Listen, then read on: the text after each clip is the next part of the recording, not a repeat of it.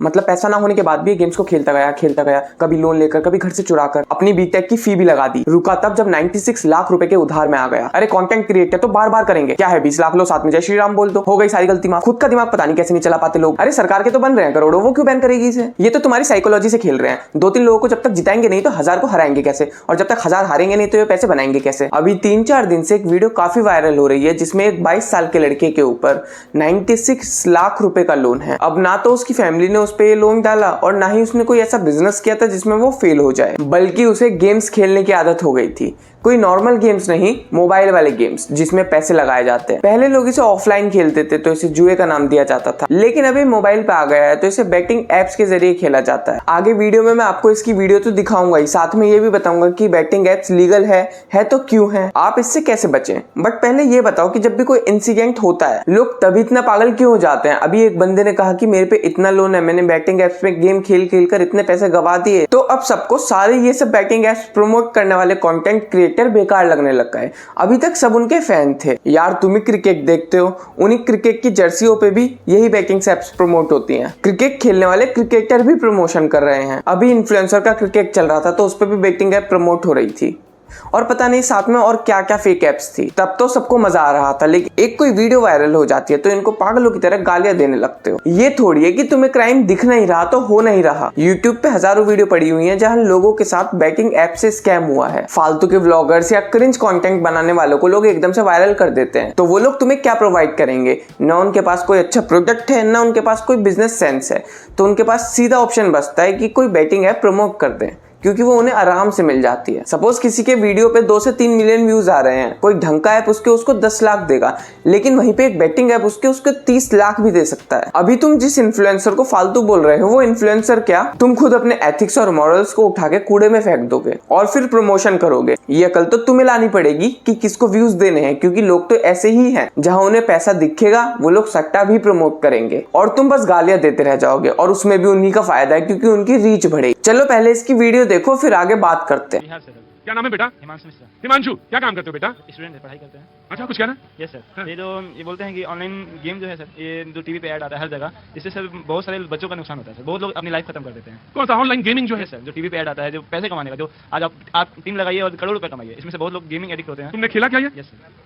ये बंदा 96 लाख रुपए हारा है। पहले इसने अपने घर वालों के 3 से 4 लाख डुबाए, अपनी बीटेक की फी भी इसने उसी में लगा दी, उसके बाद अपने रिलेटिव के भी 1.5 लाख रुपए हारा। अब 96 लाख रुपए का नुकसान करने के लिए आपको 96 लाख रुपए चाहिए भी होंगे। वैसे तो ये बंदा एक बहुत ही नॉर्मल से घर का लग रहा है, तो उसके पास इतना पैसा होना मुश्किल ही है, इसलिए इसकी ये स्टोरी मुझे काफी फेक लग रही थी। लेकिन इसके आगे जो इसने अपनी स्ट्रेटेजी बताई है उसके हिसाब से ये बात सच भी हो सकती है। इसने एक तरह से MLM की स्कीम को यूज किया है कि पहले तुम 3 लोग जोड़ो और फिर उनसे कहो कि सब लोग 3-3 लोग जोड़े। ऐसा करके सबसे 2-2 हजार रुपए लेता था और उनसे कहता था कि 1 घंटे में मैं तुम्हें इसका 2200 बना के दे दूंगा। सपोज ये एक आदमी को जानता है, उस एक आदमी के 10 दोस्त और हर एक आदमी के 10-10 और दोस्त हैं, तो टोटल 100 लोग हो गए। तो पैसा तो वो 10 लोग अपनी गारंटी पे लाए हैं, लेकिन मिल सारा पैसा इसको रहा है। तो 100 लोगों का पैसा लगभग 2-2.5 लाख रुपए हो जाता है और उससे प्रॉफिट भी बड़ा बनता है। तो ये सबको 200-200 रुपए दे देता था और बाकी इसको बच जाता था। लेकिन जब ये पैसा हार जाता था तो सारा लॉस हो जाता था और वहां से बचने के लिए ये शहर छोड़कर फरार। और ऐसा इसने अलग अलग जगह पे करा है। अगर ये बात इसने कैमरे पे आकर खुद ना बताई होती और किसी ने इसके खिलाफ कंप्लेन कर दी होती तो जो लोग आज इसे सिंपैथी दे रहे हैं वो लोग इसे चोर कहते, क्योंकि इसने हजारों लोगों के साथ फ्रॉड करा है। हालांकि जिस ऐप से ये हारा है वो महादेव बैटिंग ऐप है और वो इंडिया में बैन भी है, पर फिर भी अभी तक लोग इसे खेल रहे थे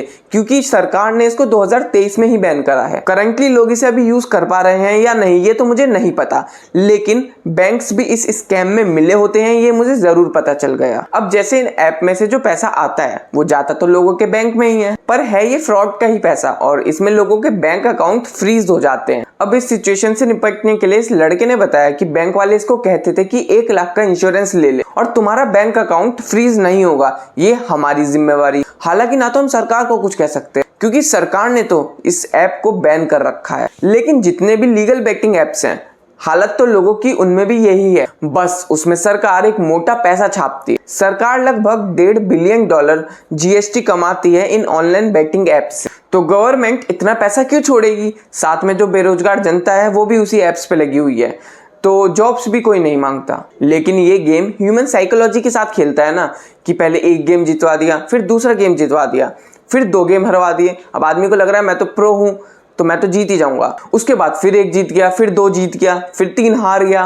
अब आदमी जीतता है तो इतना सा पैसा जीतता है, लेकिन जब हारता है तो बहुत सारा पैसा हारता है। तो इन गेम्स को खेलने वाले के दिमाग में यही चल रहा होता है कि मैं बहुत अच्छा खेलता हूँ, मैं अभी हारा हूँ लेकिन बाद में जरूर जीतूंगा और सारा पैसा एक बार में रिकवर कर लूंगा। और बार बार ऐसा कर करके ये लूप में फंस जाते हैं। हाँ, आप में से काफी लोगों को अभी भी लगेगा कि ये तो काफी फालतू बात है, कि जब पता चल रहा है कि फंस रहा है तो वहां से हट जा, उधार में क्यों जा रहा है। बट अगर इनके पास इतना दिमाग होता, अपने ऊपर इतना काबू होता, तो YouTube पे हजारों लोगों को बैटिंग एप्स के ऊपर वीडियो नहीं बनानी पड़ती। अब आप इनको बिना दिमाग का समझ सकते हो या बहुत ज्यादा भोला समझ सकते हो, जो इन्फ्लुएंसर्स और एक्टर्स की हर बात को सच मान लेते हैं। पर नुकसान तो उन्हीं लोगों का है जो इन्हें अपना सब मानकर फॉलो करते हैं और फिर बाद में खुद ही फंस जाते हैं।